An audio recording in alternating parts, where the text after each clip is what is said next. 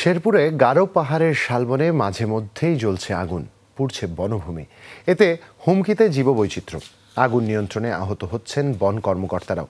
কাঠ পাচারকারী সহ জড়িতদের ধরতে অভিযান চলছে। সিলন ফ্যামিলি ব্লেন্ডের কড়ালিকার আর সতেজ স্বাদের পারফেক্ট ব্লেন্ডে স্বপ্নেরা মেলুক টানা।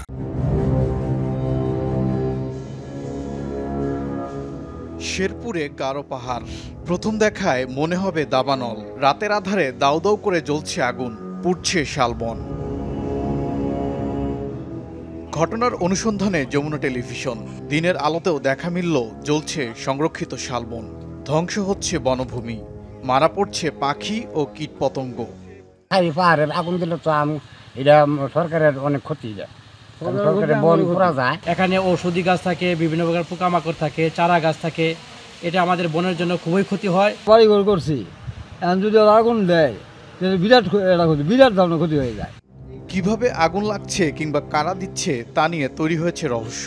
পুরো শুষ্ক মৌসুম জুড়েই ঘটছে এমন ঘটনা। স্থানীয় কেউ কেউ বলছেন এর নেপথ্যে একটি চক্র।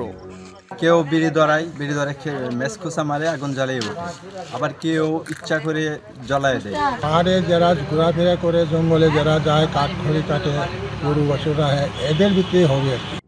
এ নিয়ে উদ্বেগ জানিয়েছেন পরিবেশবিদরাও। এই শালগজের বাগানে সম্প্রতি কিছু দুর্বৃত্ত এলাকায় আগুন ধরিয়ে দিচ্ছে, যেটা আমাদের পরিবেশের জন্য ভয়াবহ অবস্থা। পরিবেশের জন্য না শুধু, ওখানে যে কীটপতঙ্গ থেকে শুরু করে নানা জীববৈচিত্র্য আছে, এই জীববৈচিত্র্য হুমকির মুখে।